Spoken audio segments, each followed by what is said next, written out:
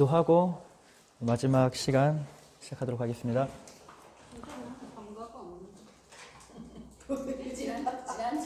지난번에 받은 거에 아마 삼가. 지난주에는 안 드셨어요? 지난주에 결석에서 못 받았어요. 유전도사님한테 혹시 그 첫 번째 교환 안 받았나요? 주일날 지난주인지 모르겠는데 뭐 한 번에 지난주에 받았는데 나 상관은 없다. 그래요? 아마 다 똑같은 유인물일 텐데. 사관은 오늘 받았지? 아니 오늘 말고 없어요. 벌써. 권사님 그 지난번에 1, 2가는 받으셨어요? 네, 1, 2가. 그럼 거기에 3가가 딸려 있지 않나요? 예, 하나님. 전사님 그 권사님 3가가 예, 없으시다는. 그건 좀 나가고. 이게 1, 2, 3, 4가 붙어 있지 않나요? 따로 있어요? 네, 상가 따로 있네. 하나님의 제사장. 상관을 안 받았어요. 1, 2가랑 붙어 있지 않고요? 안 붙어 있는데. 그래요? 혹시 있으세요? 그렇게 돼 있구나. 예, 그러면은 기도하고 시작하겠습니다. 주님 감사합니다. 또 오늘 이 시간 이렇게 또 하나님의 말씀에 대해서 함께 알아가고 공부할 수 있는 은혜 주심에 감사합니다. 또 마지막 시간입니다. 주님께서 우리 모든 성도님들 붙잡아 주시고 또 힘을 주시고 또 지혜도 허락하여 주셔서 또 이 시간이 주님의 은혜 안에서 귀한 의미 있는 시간 될 수 있도록 주님 인도하여 주시옵소서. 예수님의 이름으로 기도합니다. 아멘. 제가 이렇게 뒤에서 성도님들 이렇게 수업 듣고 공부하는 걸 이렇게 봤는데요. 다 이렇게 신학교 가셔도 될 것 같아요. 정말로. 신학교 가보면요. 신학생들이 막 그렇게까지 사실은 수업에 이렇게 집중 안 하는 분들도 많거든요. 그 뒤에 두 줄은 그 수업을 아예 안 듣고 어떤 일이 있었냐면은 교수님들이 그 와이파이 있잖아요. 인터넷 마음대로 쓸 수 있는 거. 그거를 끊으신 적이 있어요. 한번. 교실 전체에. 그 이유가 뭐냐면은 뒤에서 이제 학생들이 게임한다 이거예요. 게임하고 인터넷 서핑하고 수업을 안 듣는다고 막 그런 일도 있었거든요. 근데 제가 이렇게 맨 뒷자리에서 보니까 이 성도님들이 너무 이렇게 또 필기도 열심히 하시고 집중하시는 모습을 보니까 신학교 가셔도 되겠다. 그래서 한편으로는 또 부담도 돼요. 이제 막 졸업한 전도사 나부랭이 이 강의를 듣고 만족하실 수 있을까라는 생각도 들고 또 한편으로는 또 더 열심히 준비해야겠다 이런 생각도 들고 그런 것 같습니다. 예, 그럼 저희 오늘 3과 제사장 부분 한번 해보도록 하겠습니다.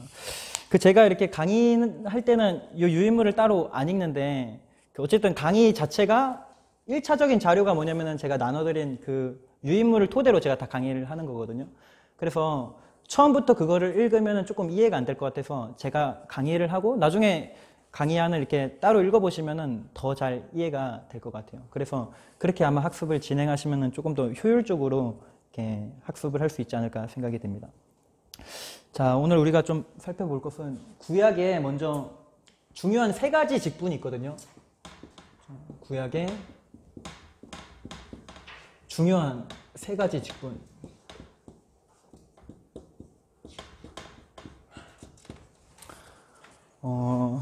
뭐가 있냐면요. 구약에서는 왕이라는 직분이 중요하고요. 그 다음에 선지자, 그 다음에 제사장.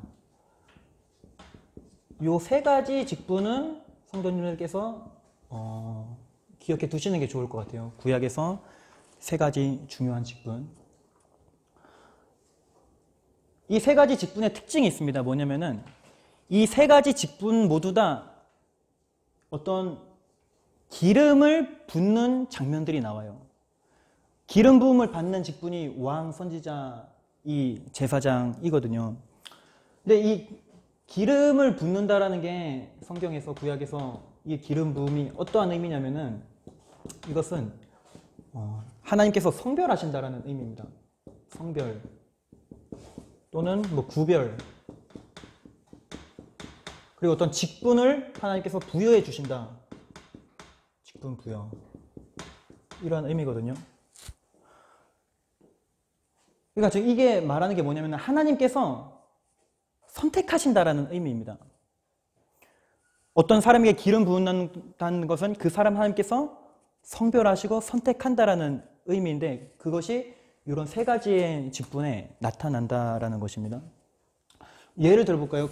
이 왕이 기름 붓는 장면이 누구에게 나타나냐면은 뭐 사무엘상 16장에 다윗이 이 사무엘 선지자가 가서 기름 뿔병에 기름을 붓는 장면이 나오잖아요. 다윗에게. 이게 뭐냐면은 하나님께서 다윗을 왕으로 성별하는 그러한 의미죠. 다윗. 선지자는 열왕기상 19장에 가면은 이 엘리야가 선지자였는데 하나님께서 엘리야에게 이제 다음 후계자를 세우라고 하시는 게 그게 이제 엘리사거든요.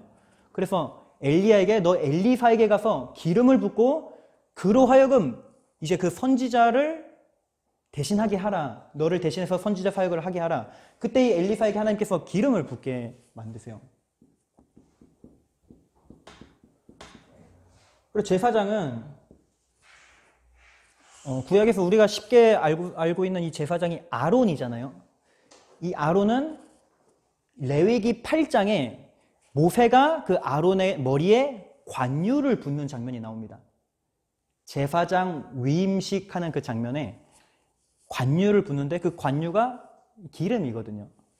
그래서 아론도 이 제사장으로 위임받을 때 이렇게 기름 부음을 받게 되죠.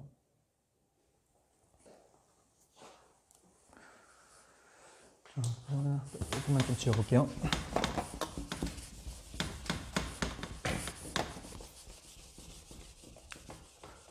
그럼 이 세 가지 직분의 역할이 있을 거 아니에요? 하나님께서 세우신 데는. 그럼 어떠한 역할이 하는가? 왕은 어떤 역할을 하냐면은 뭐 통치 이런 역할을 하겠죠. 통치. 그리고 대적과의 어떤 싸움.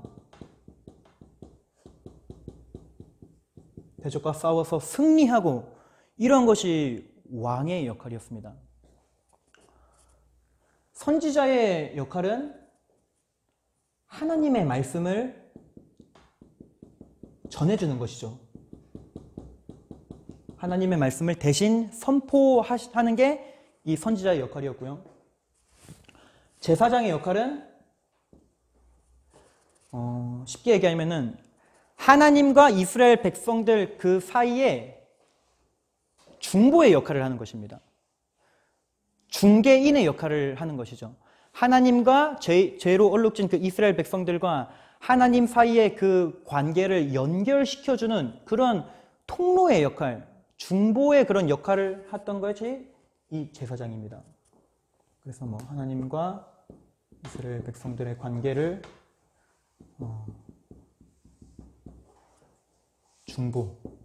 중보해주는 그런 역할을 이 제사장이 했습니다. 이것이 이 세 가지 직분의 역할이고요. 이게 이제 구약의 세 가지 직분과 그 역할인데 신약에서 이 왕과 선지자와 제사장의 직분을 모두 다 감당하신 분이 있어요. 예수님이 모두 다 감당하시죠. 그래서 예수님은 이것도 지우겠습니다. 그냥 그대로 쓰고 설명할게요. 한번 우리가 그럼 볼까요? 예수님이 어떻게 왕으로서의 역할을 하셨는지. 예수님은 왕으로서 자연 세계를 통치하시는 모습들이 나타났죠. 바람과 파도를 꾸짖으시고 잠잠케 하시고, 이게 뭐냐면은 왕으로서의 어떤 기능이고요. 그리고 예수님은 대적과의 싸움에서 십자가에서 죽으심으로 이 마귀를 깨부시고 이기셨죠. 그것이 뭐냐면은 이 왕으로서의 그러한 기능이고 역할입니다. 그리고 예수님은 선지자로서 하나님의 말씀을 선포해 주셨죠. 그 산상수훈에 보면은 예수님이 이렇게 막 이렇게 말씀하시는 장면들이 많이 있잖아요. 뭐 팔복에 관해서도 말씀하시고, 그리고 예수님이 또 우리에게 새 계명을 주시고 너희들이 서로 사랑하라는 그런 하나님의 말씀을 선포하는 선지자로서의 기능이 있었고요. 그 다음 예수님 제사장으로서 죄인된 우리와 하나님 사이에 십자가의 대속사역을 하심으로 그 관계를 중보의 역할을 예수님께서 완벽하게 해주셨죠.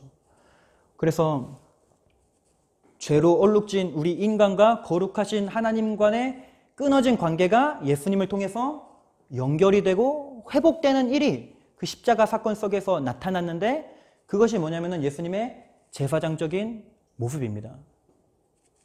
그래서 예수님은 왕이시고 선지자이시고 제사장이시다. 예. 이것을 오늘 이제 교재에서는 예수님의 삼중직이라고 말해요. 그냥 이거는 알고 계시면 좋을 것 같습니다.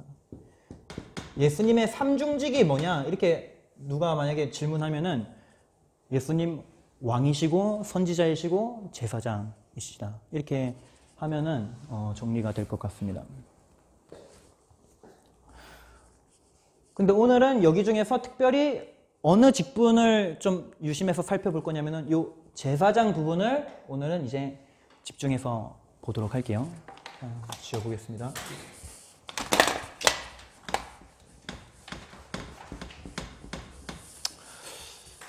하나만 조금 더 나누고 싶은 게 뭐냐면은 예수님이 이제 왕이시잖아요. 그런데 대적과의 싸움에서 승리하셨는데 어떻게 승리하셨냐면은 예수님이 죽으심으로 승리하시죠. 왕이시지만 예수님은 죽으심으로 승리하십니다. 그리고 예수님은 선지자이셔서 하나님의 말씀을 선포하시는데 말씀을 선포하시면서 동시에 율법에 순종하시는 그러한 겸손한 모습들이 나타나시죠. 그리고 예수님은 제사장이시면서 동시에 자기가 뭐가 되시죠? 제물이 되셔서 제사를 이루시죠. 그러니까 예수님은 왕이시고 선지자이시고 제사장이시지만 굉장히 어떤 겸손한 모습들이 나타나고 우리가 일반적으로 생각하는 그런 위대한 모습보다 낮아지시고 죽으시고 그러한 모습으로 이러한 기능들을 수여하신 것 같아요. 생각해 보면.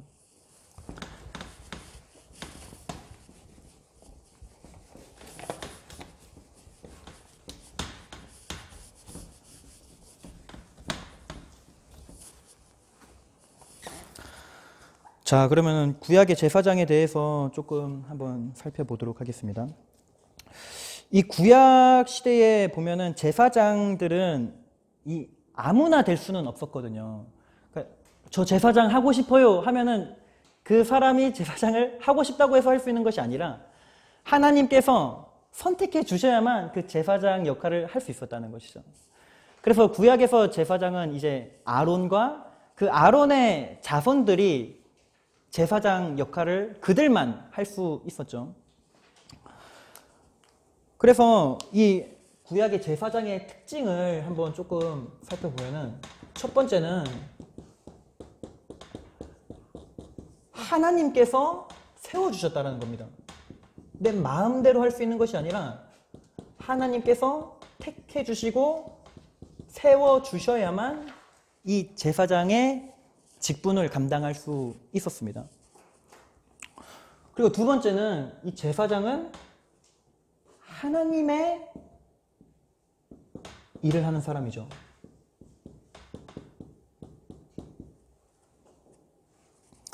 어떠한 하나님의 일을 했냐면요. 먼저 좀 나눠보면은 제사장은 제사를 드리죠. 이스라엘 백성들이 제사를 드릴 때 내가 제사 드리고 싶다고 해서 제사장을 거치지 않고 바로 하나님께 나아가서 제사를 드릴 수는 없었거든요. 반드시 제사장에게 나아가서 제사장을 통해서 이 제사를 드려야만 했었습니다. 그리고 성도님들 그 대속죄를 혹시 레위기 17장인가요? 가면은 대제사장이 1년에 딱 한 번 하나님의 그 지성소 안으로 들어가서 이스라엘 백성들의 전체의 죄악을 속죄하는 그러한 역할들을 하는 것을 또 우리가 생각해 볼 수 있죠. 그래서 중요한 것은 이 제사의 기능을 했고요. 그리고 또 두 번째는 성소의 기구들을 관리하는 일을 했습니다. 성소의 기구 관리, 이거 함부로 할 수 있는 것이 아니라 제사장들이 할 수 있었던 것이고요. 그리고 또 율법을 가르치는 그러한 기능도 있었어요. 이것은 어디에 나오냐면은 그 말라기 2장에 보면은 하나님께서 제사장들을 책망하시는 장면이 나오는데 거기서 너희들이 이 율법을 잘 지키지도 않고 잘 가르치지도 않았다. 막 그렇게 책망하시는 모습들이 나오거든요. 그래서 아, 제사장들도 이러한 율법을 가르치는 그런 기능을 했구나. 이런 걸 이해할 수 있고요. 그 다음에 민수기 6장에 보면은 이 제사장들로 하여금 하나님께서 이스라엘 백성들을 또 축복하는 그러한 역할을 수행해 주시죠. 이스라엘 백성들을 축복. 민수기 6장에 우리가 잘 아는 구절 있죠. 여호와는 내게 복을 주시고 내게 너를 지키시기를 원하며 여호와는 그의 얼굴을 내게 비추사 은혜 베푸시기를 원하며 여호와는 그 얼굴을 내게로 향하여 드사 평강 주시기를 원하노라 할지니라. 그렇게 이스라엘 백성들을 축복하는 그러한 역할도 하나님께서 주십니다. 뭐 그 외에도 뭐 좀 여러 가지가 있지만 크게 요 정도 이렇게 네 가지의 하나님의 일을 했다라는 것을 기억하시면 될 것 같아요.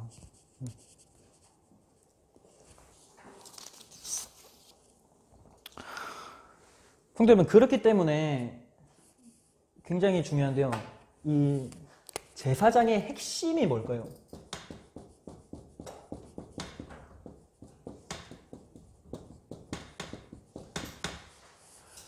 제사장은 하나님께서 세우셨고 하나님의 일을 했기 때문에 이 레위기에 보면은 제사장의 핵심은 거룩, 순결, 다른 말로 뭐 깨끗함, 정결. 이게 너무너무 중요한 제사장의 핵심이었어요.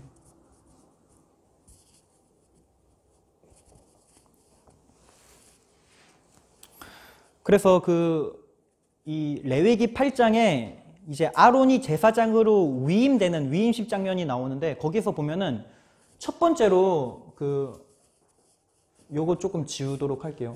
예. 제사장 위임식의 절차를 보면은 맨 먼저 하는 일이 뭐였냐면은 반드시 물로 몸을 씻어야만 했습니다.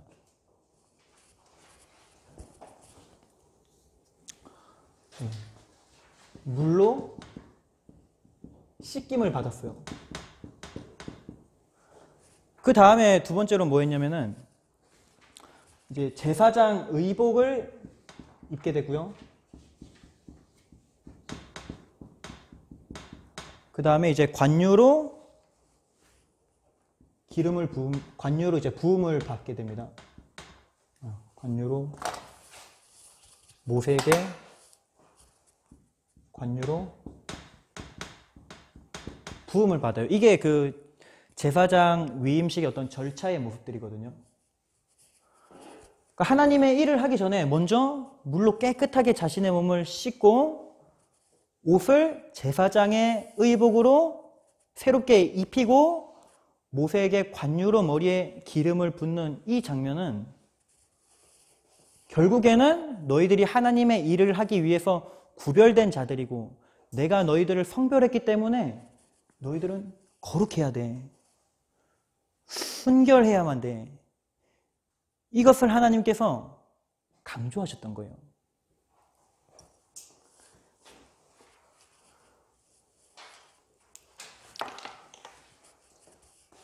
자, 그리고 제사장 위임식 절차를 조금만 더 살펴보겠습니다. 제사장 위임식 절차를 정리해보면 이거예요. 물로 몸을 아까 다 깨끗이 씻는다고 했죠. 깨끗게 씻겨지고 그 다음에 이제 제사장 의복으로 갈아입혀지게 되고 그 다음에 마지막으로 모세에게 관유로 머리에 기름을 받아요. 그 다음에 하는 게 뭐냐면은 거기서 끝나는 것이 아니라 제사장들이 제사를 드리는 모습들이 나타나거든요. 일단은 이건 제가 말씀드릴게요. 제사를 어떻게 드리냐면 이게 다 레위기 8장에 다 나옵니다. 나중에 성도님들께서 강의 들으시고 강의안 보면서 레위기 8장 보면은 그 모든 장면이 다 기록되어 있어요. 그래서 이제 제사를 드리는데 맨 첫 번째 드리는 제사가 뭐냐면은 속죄제를 드립니다. 숫송아지로. 자, 모색의 관유로 기름 부음 받고 나서 왜 제사장들이 이 속죄제를 드릴까요? 제사장이라고 해서 죄가 없을까요? 제사장이지만 죄가 있을 거 아니에요. 그러니까 자기도 자기의 죄를 씻김을 받아야 되기 때문에, 죄 용서를 받아야 되기 때문에 첫 번째로는 이 숫송아지로 속죄제를 드리는 거예요. 이거는 제사장 자신의 죄 문제를 두고 드리는 제사겠죠. 속죄제를 드린 다음에 번제를 드려요. 순양으로 번제를 드립니다. 이게 다 의미가 있거든요. 왜 이런 제사를 드리는지. 저희가 이게 레위기 지난번까지 그 5대 제사를 공부를 했었잖아요. 근데 그 5대 제사를 공부하지 않고 이런 본문들을 읽으면 이해가 안 가요. 속죄제 왜 드리지? 번제 왜 드리지? 저희들 이제 공부해서 알고 있죠. 번제는 두 가지의 그 기능이 있다고 했죠. 죄가 있을 때와 죄와 관련이 있을 때와 죄와 관련이 없을 때. 죄와 관련이 있을 때는 번제는 어떤 기능이냐면은 하나님의 진노를 달래는 그러한 역할들을 한다고 했습니다. 번제는. 근데 이미 생각해보면 속죄제를 통해서 이 죄 문제 부분은 제사를 드렸어요. 그렇기 때문에 번제는 이 두 번째 기능인 것 같습니다. 번제의 두 번째 성격이 뭐라고 했죠? 전적인 헌신의 성격이 있다고 했죠. 그렇기 때문에 여기서 번제 드리는 것은 이제 제사장들이 내가 하나님에게 전적으로 헌신하겠습니다. 그러한 의미로 번제를 드리는 것입니다. 전적 헌신. 마지막 세 번째로 속죄제 드리고 번제 드리고 세 번째로 화목제를 드립니다.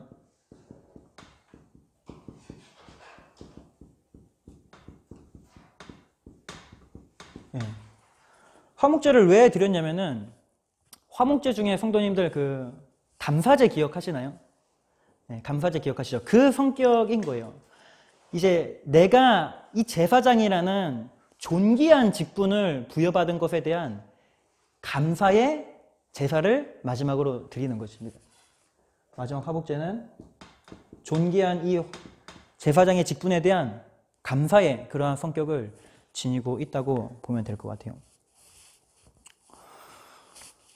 예, 이렇게 하면 제사장 위임식 절차 부분을 저희가 살펴봤고요. 그렇기 때문에 제사장은 결국에는 어떠한 직분이냐면요. 매우 하나님의 일을 하니까 하나님의 일을 하기 위해서 성별된 자니까 굉장히 영광스러운 직분이죠. 근데 영광스럽기만 한 직분일까요? 영광스러우면서도 동시에 두려운 직분인 거예요. 왜냐면은 제사장이 요거 잃어버리는 순간 어떻게 될까요? 다 죽게 되거든요. 그래서 그 나답과 아비후가 다른 불 들이다가 막 죽게 되고 그러잖아요. 거룩을 잃어버렸기 때문이거든요, 그게. 그러니까 제사장은 양면성이 존재합니다. 굉장히 영광스러운 직분이면서 동시에 두려운 직분이었다. 제사장의 핵심은 다른 거, 절차 이런 거 다 오늘 기억 못 하셔도 됩니다. 거룩함을 지키는 게 가장 중요했다. 왜냐면은 하나님의 일을 하는 자들이니까.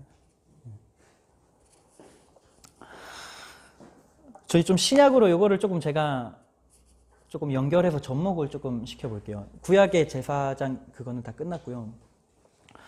그 보면은 중세 시대 때 이 교회가 타락했던 그런 시기가 있었거든요.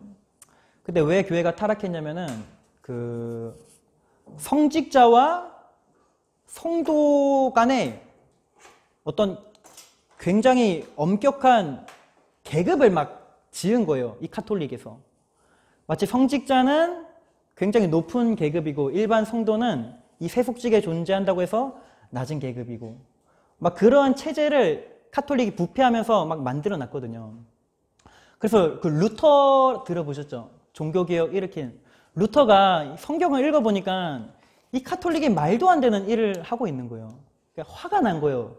야, 어디 성경에 계급 이런 게 존재하냐, 신약시대에. 너희들만 거룩한 직분이고 우리들은 거룩한 직분 아니냐. 그런 거 없다. 모두 다 신약시대에는 제사장이다. 그래서 루터가 말한 게 뭐냐면은, 좀 지우겠습니다.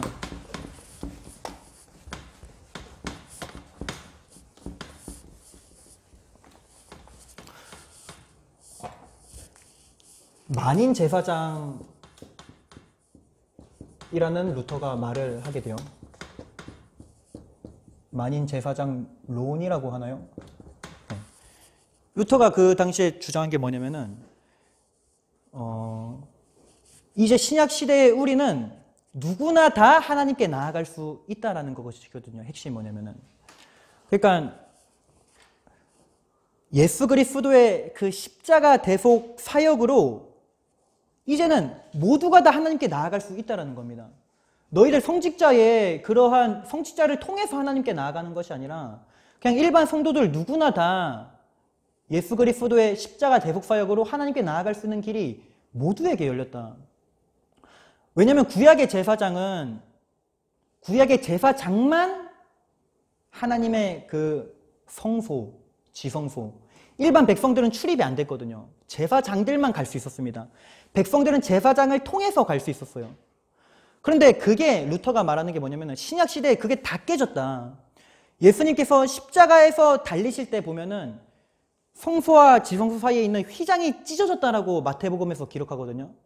그게 뭐냐면은 이제는 예수 그리스도의 십자가의 피를 힘입는 자들은 모두가 다 그 하나님의 지성소로 가게 되는 길이 열리게 됐다라는 거예요. 그렇기 때문에 루터가 모두가 다 지금 신약 시대에는 다 제사장이다. 그래서 베드로전서 그 2장 9절에 이렇게 말하죠. 너희는 택하신 족속이요 왕 같은 제사장들이요 거룩한 나라요. 그의 소유가 된 백성이니 이는 너희를 어두운 데서 불러내어 그의 기이한 빛에 들어가게 하신 이의 아름다운 덕을 선포하게 하려 하심이라. 그러니까 성경에서는 이제는 구약의 제사장의 기능을 우리 모두가 다 할 수 있다라고 말하거든요. 그러니까 우리의 신분이 뭐냐면은 우리는 왕 같은 제사장들. 모두가 다 이제는 제사장이다. 이거를 루터가 주장하는 거예요. 그래서 그 카톨릭을 보면은 이제 잘 모르는 사람들이 카톨릭이랑 일반 개신교 교회랑 이거를 비슷하다고 생각할 수 있는데 사실 카톨릭의 어떤 교리들을 보면요. 성경에서 빗나간 게 굉장히 많거든요. 카톨릭 아직도 그 고해 성사하는 거 이제 알고 계시죠? 그러니까 죄를 하나님께 고백하면 되는데 카톨릭은 신부에게 죄를 고백해서 죄 용서함을 받아야 된다 생각해요. 신부에게 죄를 고백하고 심지어 더 웃긴 거는 신부가 죄 용서를 선포해주는 그러한 의식이 있거든요. 그러니까 카톨릭은 사실 말도 안 되는 거예요. 뭐하러 인간 따위에게 죄를 고백하고 인간 따위가 죄사함을 선포해주고 그거는 하나님만이 하실 수 있는 역할인데 아직도 카톨릭은 그런 고해 성사 이런 만인제사장 요거를 제대로 어떻게 보면은 이해하고 못하는 건지 잘 모르겠습니다. 그래서 지금도 보면은 카톨릭에서는 그 교황 말이 거의 뭐 하나님 말씀처럼 그런 권위가 있거든요. 변질된 부분이 여전히 많이 있습니다. 요즘에 우리 시대가 이 포스트 모더니즘이라서 뭐 카톨릭이랑 다시 개신교랑 합쳐야 된다. 사랑으로 하나 돼야 된다. 그게 하나님 뜻이다. 막 이런 움직임이 있거든요. 그래서 뭐 종교를 통합하자 이런 차원에서 이제 카톨릭이랑 합쳐야 된다라는 목소리가 굉장히 많이 나오고 있어요. 그런데 이런 진리가 어긋나 있는데 카톨릭이 이거를 수정하지 않고서 우리가 하나가 된다는 것은 받아들이기 당연히 어렵겠죠. 고린도전서 13장에 보면은 사랑은 불의를 기뻐하지 않는 것이라고 말하거든요. 진리와 함께 기뻐하는 것이라고 말하거든요. 그래서 우리가 카톨릭이랑 하나 되고 연합해야 된다. 이게 굉장히 좋은 말 같지만은 그 속에서는 잘못하다가는 이런 진리가 흔들리게 되는 위험성이 존재하는 것입니다. 그 굉장히 그런 에큐메니컬 운동 이런 거에 있어서 우리가 주의해야 되는 것이죠.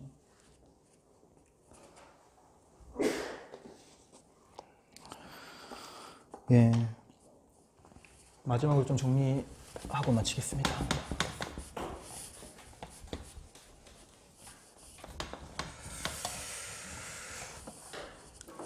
제가 아까 제사장을 보면은 제사장은 하나님께 성별된 자여야만 한다고 했습니다. 하나님께 구약에서 성별된 만이 제사장이라고 했죠. 성도 여러분, 우리 지금 신약 시대에 우리가 어떻게 됐죠? 성령으로 성별되었습니다.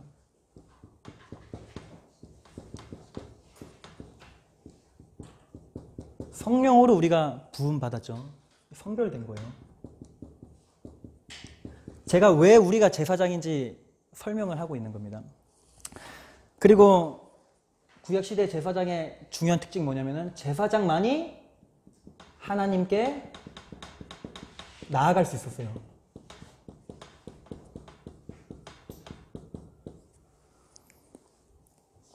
근데 지금은 어떻죠? 우리가 아까 제가 말씀드렸듯이 예수 그리스도의 속죄의 사역으로 성소와 지성소 안에 있는 휘장이 찢어지면서 누구나 하나님께 갈 수 있는 길이 열렸습니다.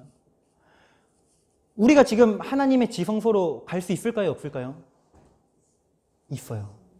예수님의 십자가 보혈을 입으면 엄청난, 이 구약시대에서는 이게 말도 안 되는 거예요. 대제사장만 엄청 그 엄격한 절차를 입혀서 1년에 딱 한 번 그 하나님의 지성소로 들어갈 수 있는데 지금 신약시대에 살고 있는 우리에게는 예수 그리스도의 속죄 사역으로 그 보혈을 힘입는 자는 누구나 하나님의 지성소 안에 들어가 하나님의 은혜와 임재를 경험하고 하나님의 아름다우신 얼굴을 보게 되고 그러한 일들이 우리 모두에게 열리게 된 것입니다. 그리고 마지막 제사장의 중요한 세 번째가 하나님과 이스라엘 백성의 어떤 중보의 역할을 한다고 했었죠.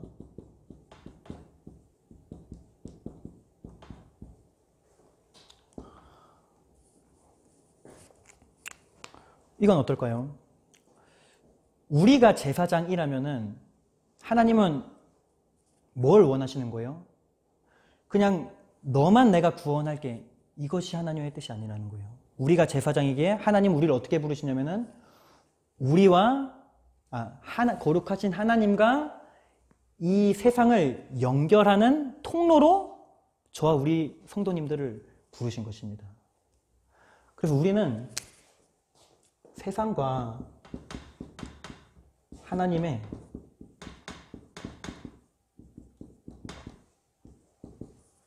통로입니다.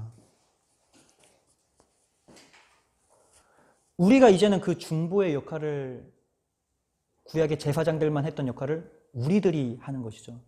세상이 어떻게 하나님을 알까요? 우리들을 통해서 알 수 있는 것입니다. 고린도후서 5장 19절에 보면은 고린도후서 5장 18절에 보면은 이런 말이 있거든요. 하나님이 우리와 자기를 화목하게 하시고 우리에게 화목하게 하는 직분을 주셨다라는 말씀이 있어요. 그리고 고린도후서 5장 19절에는 우리에게 화목하게 하는 말씀을 부탁하셨다라고 말합니다. 왜 그럴까요?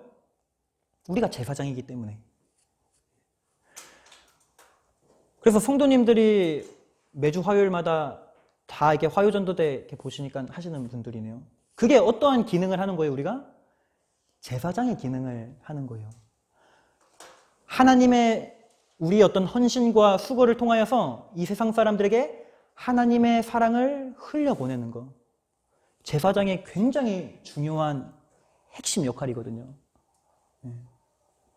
그래서 이제는 우리가 다 중보기도 못합니까? 중보기도 다 우리 할 수 있죠. 제사장이기 때문에 그렇습니다.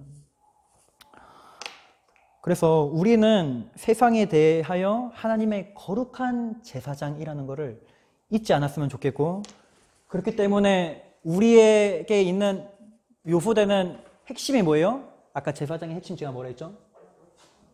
결국 이겁니다. 거룩, 순결.